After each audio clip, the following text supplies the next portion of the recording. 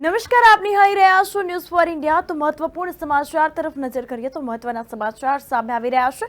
તો લોકસભાની ચૂંટણીને હવે ગણતરીના દિવસો જ બાકી છે। લોકસભાની ચૂંટણી નજીક આવી રહી છે ત્યારે અમદાવાદની વાત કરીએ તો અમદાવાદના થલતેજ ખાતે મધ્યસ્થ કાર્યાલયનું ઉદ્ઘાટન કરવામાં આવ્યું હતું।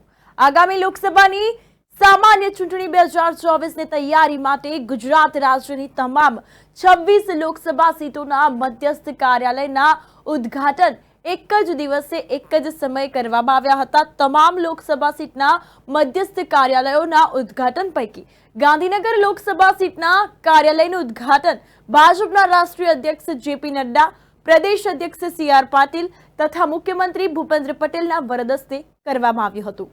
આની સાથે બાકીની 25 વિધાનસભાની સીટોનું ઉદ્ઘાટન પણ એક જ દિવસે એક જ સમયે કરાયું હતું, જેનું સમગ્ર આયોજન થલતેજના જલસા પાર્ટી પ્લોટ ખાતે કરવામાં આવ્યું હતું, જેની શરૂઆતમાં યોગેશ ગઢવીએ રામ ભગવાનના ભજનો ગાયા હતા। રાષ્ટ્રીય અધ્યક્ષ જેપી નડ્ડા તથા સીએમ ભૂપેન્દ્રભાઈ પટેલ મધ્યસ્થ કાર્યાલય ઉદ્ઘાટન કરવામાં આવ્યું હતું। આ અંતર્ગત આ પ્રસંગે મેયર, ડેપ્યુટી મેયર, સ્ટેન્ડિંગ કમિટીના ચેરમેન, એએમટીએસના ચેરમેન હાજરી આપી હતી। આ અંતર્ગત આ પ્રસંગે જેપી નડ્ડાનું ફુલહારથી સ્વાગત કરવામાં આવ્યું હતું અને સી.આર. પાટીલે 26 સીટોને 5 લાખથી વધુ લીડથી જીતાડવા સંકલ્પ કરાવ્યો હતો। સી.આર. પાટીલે કહ્યું છે કે પીએમ મોદી ત્રીજી વાર જીતી હેટ્રિક કરશે, કારણ કે તેમણે દરેક વચનો જે છે તે પૂરા કર્યા છે અને આ સાથે તેમણે કાર્યકર્તાઓનો આભાર પણ માન્યો હતો અને ટાર્ગેટ પૂર્ણ કરવા માટે જણાવ્યું હતું। ગુજરાત ભારતીય જનતા પાર્ટીનું એક વિશિષ્ટ કામ કરવા માટે પહેલાથી ઓળખાતું આવ્યું છે। હમણાં જ આદરણીય આપણા રાષ્ટ્રીય અધ્યક્ષ નડ્ડા સાહેબે કહ્યું તેમ કે 26માંથી 26 આ સીટો આપણે 2 વાર ગુજરાતમાં જીત્યા છે। આદરણીય પ્રધાનમંત્રી શ્રી મોદી સાહેબ પણ આ વખતે ત્રીજી વાર પ્રધાનમંત્રી બનીને હેટ્રિક કરવાના છે, ત્યારે ગુજરાત પ્રદેશ પણ ત્રીજી વાર 26માંથી 26 સીટ જીતીને આપણે પણ હેટ્રિક કરવા તરફ જઈ રહ્યા છીએ। પણ 26માંથી 26 તો 2 વાર જીત્યા હોય ને ત્રીજી વાર જીતવું હોય તો એના માટે કંઈક અલગ ગુજરાત પાસેથી લોકોની, આખા દેશના કાર્યકર્તાની અપેક્ષા હોય છે અને એ અપેક્ષા પૂર્ણ કરવાની તાકાત ગુજરાતના સૌ આગેવાન ભાઈ બહેનોનો અને કાર્યકર્તાઓમાં છે। એના જ કારણે આપણે અઘરામાં અઘરા ત્યારે ટાર્ગેટ નક્કી કરીએ છીએ, ત્યારે એ ટાર્ગેટને પહોંચી વળીને ત્યાં સુધી પહોંચવાનો સંકલ્પ લઈને તમારા બધાની મહેનત રંગ લાવે છે અને આખા ગુજરાતમાં એક વિશિષ્ટ પ્રકારનું આયોજન કરીને આપણે ટાર્ગેટ પૂરું કરી શકીએ છીએ। આજે પણ ગુજરાતની અંદર 52,000 બૂથ છે। એ 52,000 બૂથમાંથી 2022ના ઇલેક્શનમાં લગભગ 15,700 બૂથ આપણે માઇનસ હતા। આ વખતે આપણે લોકસભામાં જેમ હમણાં કહ્યું હર્ષદભાઈએ તેમ કે 5 લાખની લીડ, ઓછામાં ઓછી 5 લાખથી વધુ લીડ સાથે આપણે જ્યારે જીતવું છે અને એ નક્કી છે, ત્યારે આપણે ટાર્ગેટ કરીને ચાલુ પડશે। ફક્ત નારાના આધારે ઇલેક્શન ન જીતાય, પરંતુ આદરણીય પ્રધાનમંત્રી શ્રી નરેન્દ્ર મોદી સાહેબે કરેલા વિકાસના કામો અને જ્યારથી પાર્ટીની સ્થાપના થઈ તે વખતથી રાજ્યમાં કે કેન્દ્રમાં મેનિફેસ્ટોમાં આપેલા તમામ વચનો એ મોદી સાહેબે પૂર્ણ કર્યા છે। એના કારણે મોદી સાહેબની ગેરંટીનો એક વિશ્વાસ ઊભો થયો છે। એના સથવારે એ આપણે 15,700 જે માઇનસ બૂથો છે એને પ્લસ કરીને આપણે દરેકને એક ટાર્ગેટ આપીએ છીએ કે એમના વિધાનસભામાં એમને મળેલા મતો કરતાં કેટલા મત વધારે મળવા જોઈએ। જેમ વિધાનસભાનું ઇલેક્શન હતું ત્યારે સાંસદો અને કાર્યકર્તાઓ એમણે એક રિઝલ્ટ આપ્યું, આ વખતે લોકસભાનું ઇલેક્શન છે ત્યારે ધારાસભ્યોએ પોતાના વિસ્તારમાં જે એમને મત મળ્યા હોય એનાથી વધુ મત લાવવાની જવાબદારી એમની છે।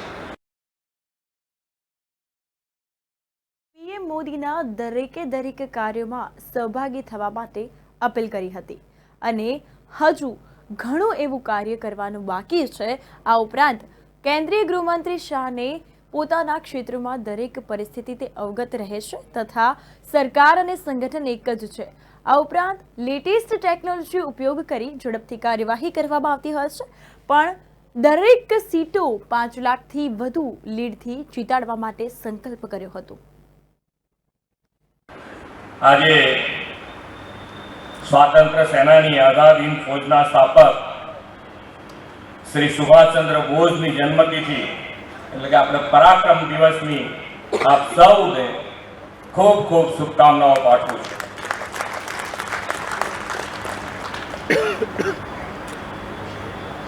આપણે સૌએ કાલે રામમય બની ગયા, બધા રામમય બની ગયા અને આપણા વડાપ્રધાન શ્રીએ એક મોટો સંદેશો દેવથી દેશ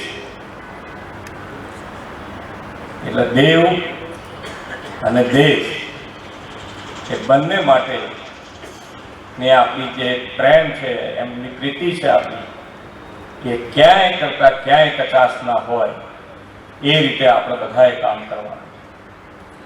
આપણે બધાએ કામ કરવા ટેવાયેલા છે અને જે સંસદીય ક્ષેત્રમાં આપણે બધા બેઠા છીએ અત્યારે, એ સંસદીય ક્ષેત્ર એટલે આપણા ગૃહ અને સહકારિતા મંત્રી અમિતભાઈ શાહ, એમની કાર્ય પદ્ધતિ આપણને ઘણી વખત એમ થાય કે ભાઈ કામ કરવું, એક શાનદાર કાર્યક્રમ આવી જાય, દોડાદોડ વધી જાય, કોઈ વખત કોઈ 15 દાડામાં એવું થયું હોય ત્યારે આપણે બધાને એમ થાય કે ભાઈ આનું આટલું બધું તો કામ ના થાય, આટલું બધું દોડધામ ના થાય, ક્યાંક અંદર નાની મોટી રંગત થઈ જાય।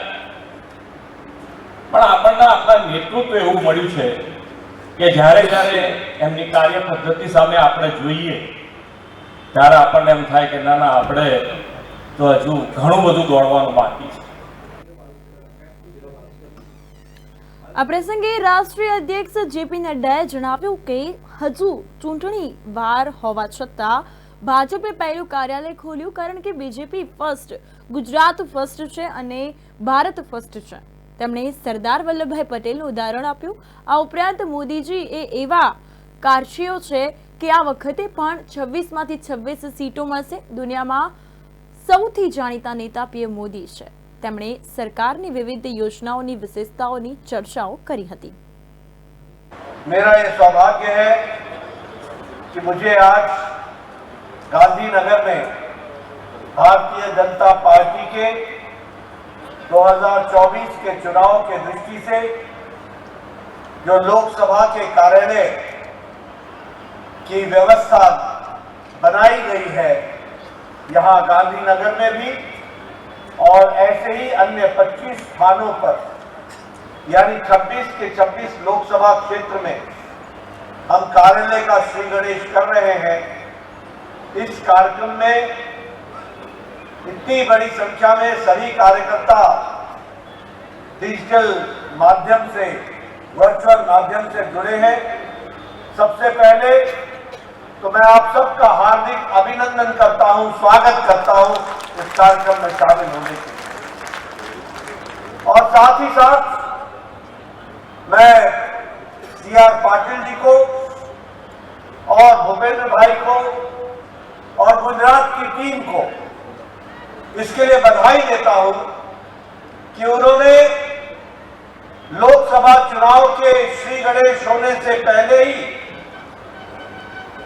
भारतीय जनता पार्टी के लोकसभा के चुनाव के कार्यालयों का आज से श्री गणेश कर दिया है। इसके लिए भी मैं विशेष करके बधाई देता हूं। मुझसे अभी